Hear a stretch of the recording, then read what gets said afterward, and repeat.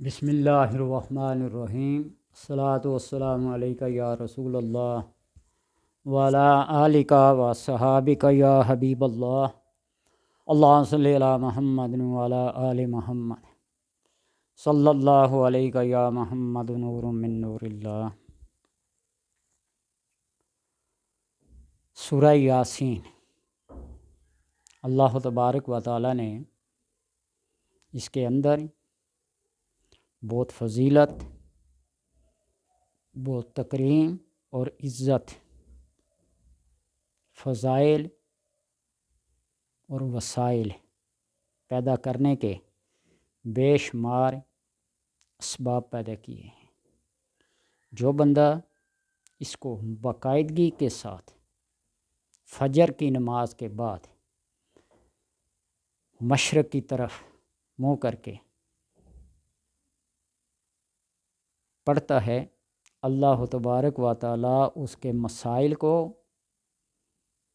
غائبانہ طور پر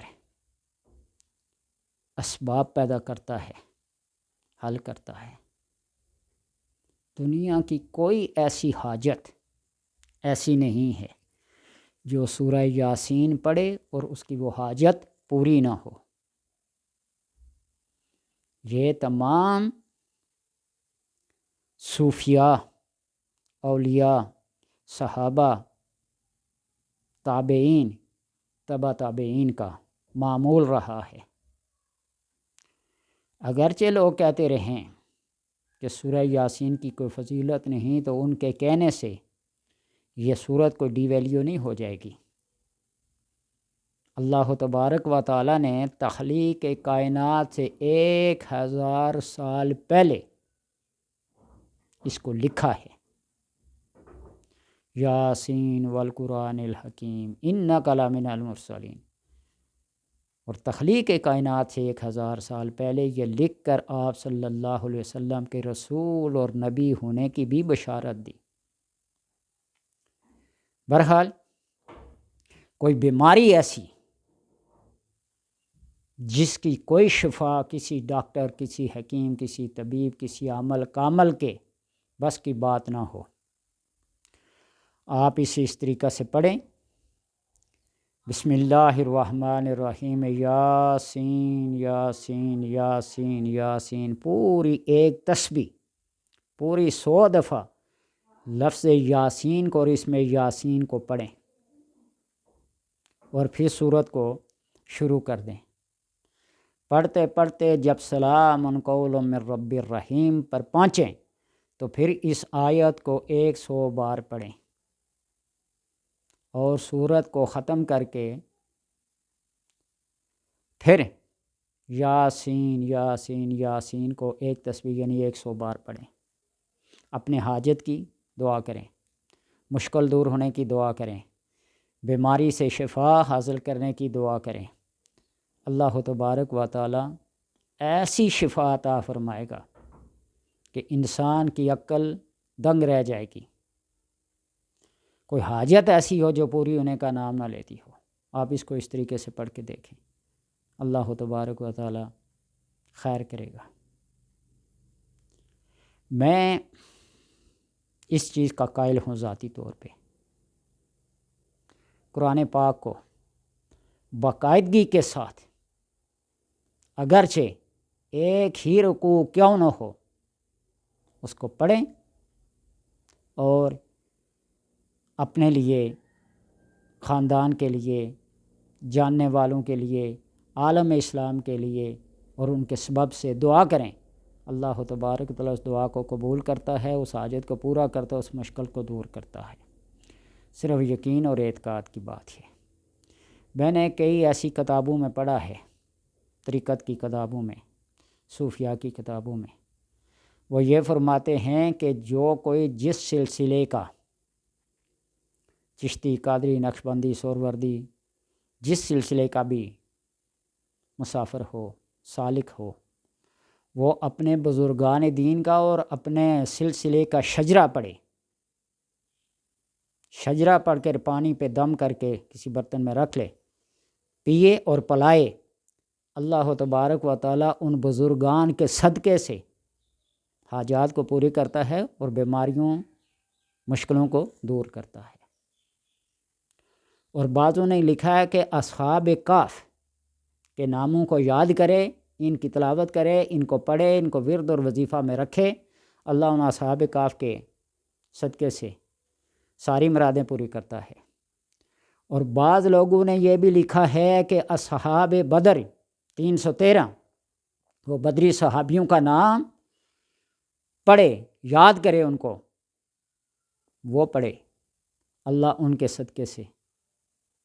اور یہ جو اصحاب بدر کے ناموں کا صدقہ اور خیرات ایصال ثواب کیا جاتا ہے، یہ میں نے ایک بہت بڑے عالم دین سے سنا تھا، تقریباً 10 سے 12 سال یہ سے زیادہ عرصہ ہوا ہے، اور انہوں نے ایک طریقہ بتایا تھا کہ ان کے ایصال ثواب کے لیے کوئی نظر منت مان لے، اللہ تبارک و تعالی اس کو پورے کرتا ہے، اور اگر نہ ہو یہ منت پوری تو قیامت کے دن دست اس کا اور گریباں میرا۔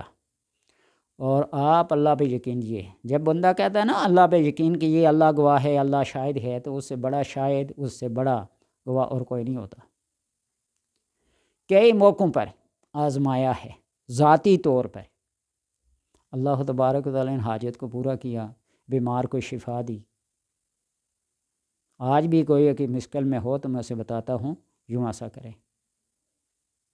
ہمارا کچھ بھی نہیں جاتا۔ اگر نہ ہوا تو اتنا بڑا چیلنج، جس طرح امام مقاتل نے فرمایا کہ جو کوئی اس دعا کو پڑھو، لا الہ الا اللہ وحدہ احد صمد احد وتر، اس کو 100 بار پڑھے، 3 دن کے اندر اس کی حاجت پوری نہ ہو تو وہ میری قبر پہ آ کر مجھ پہ لعنت کرے، استغفر اللہ۔ اتنا بڑا دعویٰ چیلنج، اور ان اسماء میں کوئی کمال تو ہے نا، تو تب ایسا ہے۔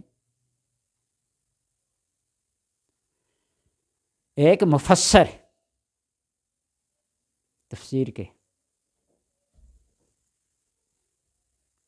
ان کے اوپر سکرات الموت طاری ہوئی، لیکن وہ حالت کوما میں تھے، بے ہوش تھے، کسی بیماری کی وجہ سے یا کسی غم دکھ صدمہ کی وجہ سے لوگوں نے ان کو مردہ قرار دے کر کفن دفن کر دیا، قبر کے اندر رکھ دیا۔